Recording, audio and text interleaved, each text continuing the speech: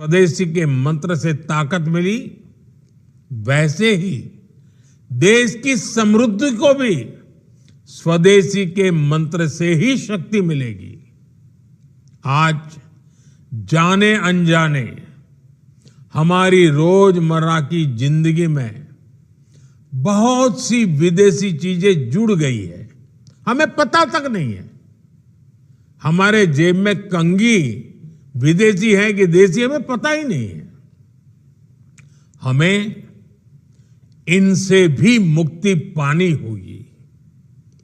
हम वो सामान खरीदें जो मेड इन इंडिया हो, जिसमें हमारे देश के नौजवानों की मेहनत लगी हो, हमारे देश के बेटे बेटियों का पसीना हो। हमें हर घर को स्वदेशी का प्रतीक बनाना है, हर दुकान को स्वदेशी से सजाना है। गर्व से कहो ये स्वदेशी है, गर्व से कहो मैं स्वदेशी खरीदता हूं, मैं स्वदेशी सामान की बिक्री भी करता हूं। ये हर भारतीय का मिजाज बनना चाहिए। जब ये होगा तो भारत तेजी से विकसित होगा। मेरा आज सभी राज्य सरकारों से भी आग्रह है, आत्मनिर्भर भारत के इस अभियान के साथ, स्वदेशी के इस अभियान के साथ अपने राज्यों में मैन्युफैक्चरिंग को गति दे, पूरी ऊर्जा से, पूरे उत्साह से जुड़े, निवेश के लिए माहौल बढ़ाएं। जब केंद्र और राज्य मिलकर आगे बढ़ेंगे तो आत्मनिर्भर भारत का सपना पूरा होगा, भारत का हर राज्य विकसित होगा। भारत ने जीएसटी रिफॉर्म की तरफ कदम बढ़ाया था, तो एक पुराना इतिहास बदलने की और एक नया इतिहास रचने की शुरुआत हुई थी।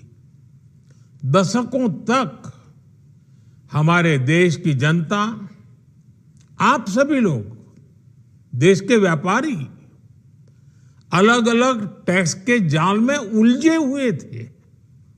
Octroi, entry tax, sale tax, excise, VAT, service tax, न जाने भांति भांति के दर्जनों टैक्स हमारे देश में थे।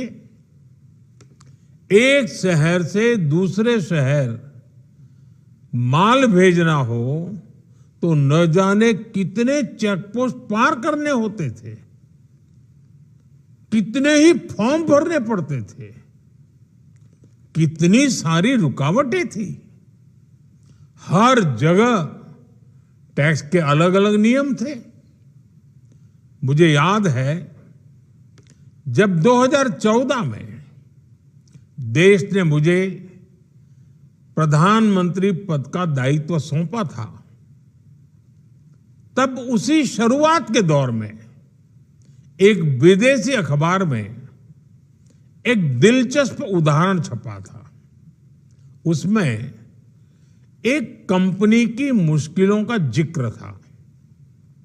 उस कंपनी ने कहा था कि अगर उसे बेंगलुरु से 570 किलोमीटर दूर हैदराबाद अपना सामान भेजना हो तो वो इतना कठिन था कि उन्होंने सोचा और उन्होंने कहा कि वो पसंद करती थी कंपनी कि पहले अपना सामान बेंगलुरु से यूरोप भेजें और फिर वही सामान यूरोप से हैदराबाद भेजें।